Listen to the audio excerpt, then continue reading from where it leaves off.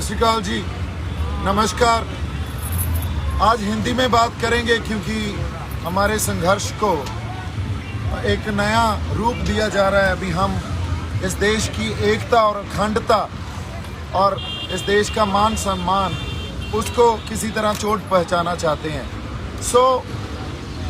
पहली बात ये आपके लिए बड़ी ज़रूरी है समझनी भी, जब कोई ऐसा संघर्ष शुरू होता है जहां लोगों के जेन्युइन इमोशंस, उनके जेन्युइन कंसर्न या उनके जेन्युइन राइट्स जो हैं उसका ध्यान नहीं रखा जाता, उसको इग्नोर किया जाता है, तो लोगों के मनों, उनके दिल के अंदर, उनके मनों के अंदर जो गुस्सा बड़े टाइम से एक उनके मन के अंदर जो गुस्सा रहता है वो किसी न किसी ऐसी सिचुएशन में, जब ऐसा संघर्ष चल रहा हो या ऐसे प्रोटेस्ट चल रहे हैं, उसमें फ्लेयर अप हो जाता है।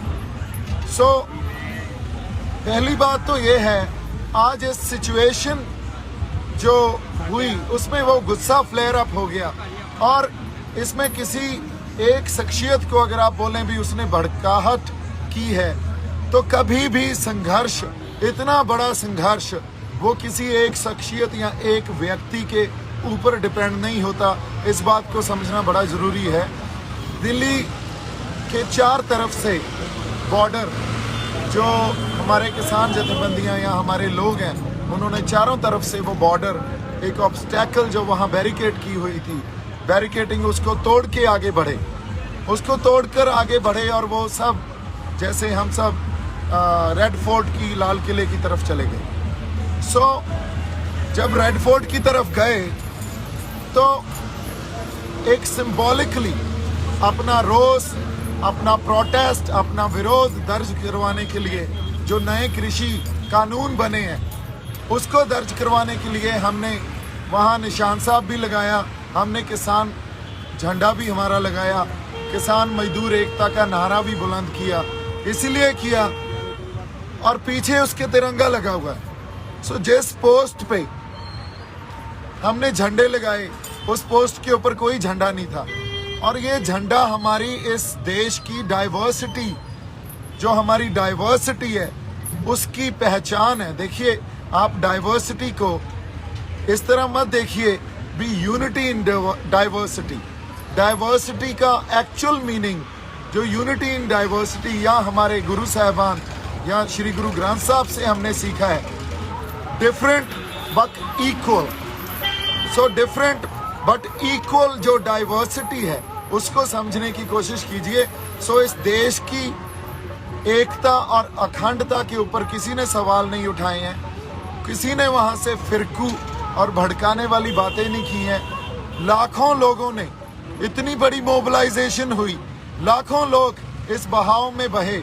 वो एक ऐसा बहाव है, अगर आप उस बहाव को नहीं समझेंगे और उसको सिर्फ आज की घटना को आइसोलेशन में देखने लगेंगे तो हम बहुत बड़ी गलती कर जाएंगे। ये एक पहले जो प्रोसेस चल रहा था उसकी कंटिन्यूशन है।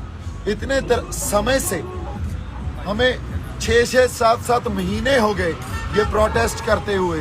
उस प्रोटेस्ट में 6-7 महीनों की कंटिन्यूशन है जो ये चल रहा है, जो आज हुआ। इसको आइसोलेशन में मत देखिए।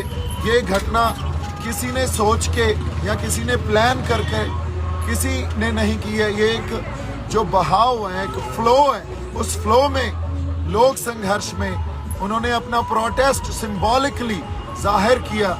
जहां पहले उन्होंने निशान साहब और फिर किसान मजदूर एकता का झंडा लगाया और उसके पीछे तिरंगा लगा हुआ है। इस देश की एकता और अखंडता के ऊपर कोई सवाल नहीं उठाया है। हम सिर्फ ये चाहते हैं भी हमें मान सम्मान से रखा जाए और वो मान सम्मान सबको मिले। जैसे यूनिटी इन डाइवर्सिटी को समझना है, यूनिटी इन डाइवर्सिटी को समझना भी हमें इस तरह पड़ेगा, different but equal and United. ये जो फलसफे हैं या हमारे सिद्धांत हैं, कई बार हम सिद्धांतक तौर पे एक दूसरे से कोई डिफरेंट जो हमारी बुद्धि होती है या डिफरेंट एक समझ रखते हैं, उसका मतलब ये नहीं हम एक दूसरे के खिलाफ हो गए। आज भी अगर किसानों ने या जो लोग गए थे दिल्ली, वो किसी को मारने थोड़ी गए थे, या किसी को हमने मारा हो, या कोई पब्लिक प्रॉपर्टी को हमने नुकसान पहुंचाया हो, या किसी दिल्ली वासी को हमने नुकसान पहुंचाया हो, या हमारे हाथ में कोई हथियार हो। हम तो अपने झंडे लेके गए और हमारे ट्रैक्टरों पे गए। अब इनको अगर आप कम्युनल या इसको आप फिरकू दंगों का या इसको एक ऐसा आप एक रंग दे देंगे भी, ये देखो ये तो शरारती आंसर हैं, ये तो गलत आंसर हैं, तो ये हमारे इतिहास में हमेशा ही होता है। जब भी कोई इतनी बड़ी एजिटेशन होती है, सो हमेशा ही उसको हम ये बोल के भी देश की एकता और अखंडता को खतरा है, ये बोल के भी ये देखो ये तो फंडामेंटलिस्ट हैं या ये हार्डलाइनर्स हैं, हमेशा इस चीज़ में हम जो उनके बनते हक हैं, जो उनके बनते राइट्स हैं, वो नहीं देते और उसको इग्नोर करने लग जाते हैं। सो आज हमारे पास समा या ये जो एक टाइम ऐसा आ गया है, इसका डिस्कोर्स ऐसा है।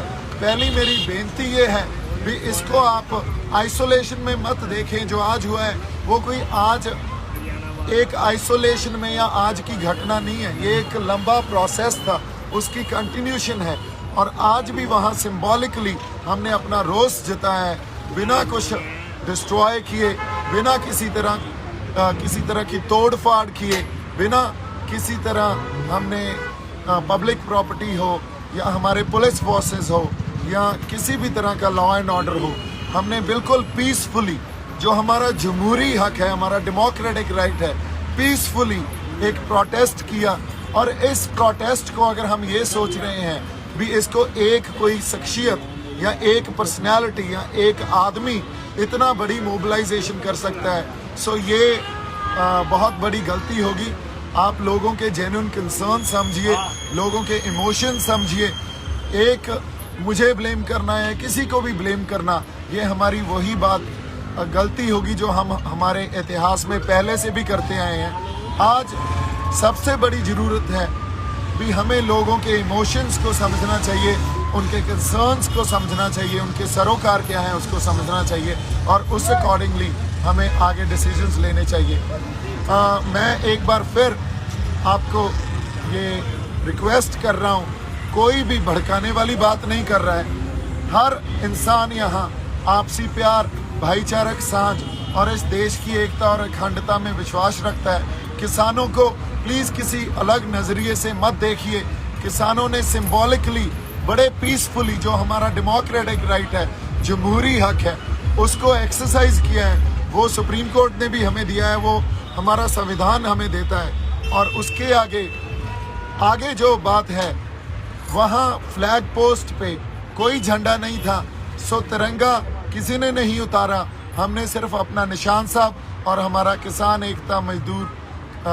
मजदूर एकता का जो हमारा झंडा है उसको वहाँ लहराया है। सो इतनी सी बात आपसे करनी थी मेरी तरफ से। आप सबको एक बार फिर निम्र बेनती है कि हम किसी को भड़काने के लिए ये प्रोटेस्ट नहीं कर रहे हैं। आज भी पीसफुल हैं, आप दिल्ली में देखिए सब पीसफुल हैं। और आज हम ट्रैक्टरों पे और खाली हाथ बैठे हैं। हमारे पास ज़्यादा से ज़्यादा हमारे ये झंडे हैं और कुछ नहीं है। आप यहाँ हमारे जो लोग हैं उनको देखिए, भाई किसी के पास कोई हथियार है? कोई हथियार है? हम अपने झंडे और अपने ट्रैक्टरों पे बैठे हैं। हमारा हथियार हमारे इस डाइवर्सिटी को समझने की कोशिश कीजिए। इस जो लोगों के जेन्युइन कंसर्न्स है उनको समझने की कोशिश कीजिए। इतनी बड़ी मूवमेंट किसी इंसान के या किसी पर्सनालिटी के या किसी एक व्यक्ति के उसकी वजह से नहीं खड़ी होती। ये मूवमेंट तब खड़ी होती है जब लोगों को उनके राइट्स नहीं दिए जाते, उनके जमहूरी हक नहीं दिए जाते। सो ये एक मास मूवमेंट है।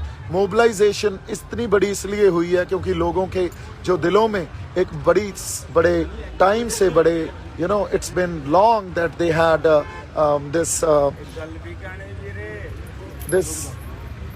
what do you call it? I would say maybe anger within them. Since so long they were preserving it, and it had to be flare up at some point. So when it actually came out, so then this these incidents and this moment actually shaped up. So today, if we are not going to talk about their rights, we are not going to give them their rights, or we are not going to handle it with maturity and always play the blame game, then trust me, this is not gonna stop. What we have to do is handle it with a lot of maturity, with responsibility, with purity, and that's what our people want. That's what we all want. As far as national security and integrity is concerned, nobody is questioning it, nobody is threatening it, nobody had intentions to do anything of that sort. We have just actually shown symbolically that it is a protest, it's a mass movement.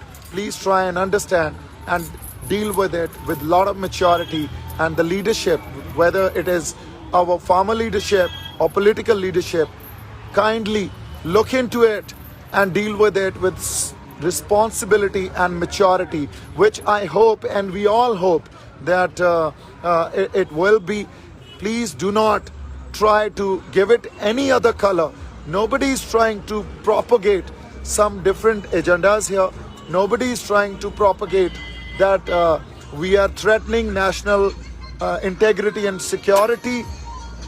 Also, I would like to point out that Nishan Sahib, our Nishan Sahib, which our gurus have given us, it actually symbolizes when we have to fight against unjust or injustice. So that's what we've done. It was symbolically done. हमने किसी जगह कब्जा नहीं किया था, हमने कोई कब्जा नहीं किया, एक सिंबॉलिकली अपना रोष दर्ज करवाया है। मेरी तरफ से बहुत सारा प्यार और सत्कार। वाहिगुरु जी का खालसा, वाहिगुरु जी की फतेह।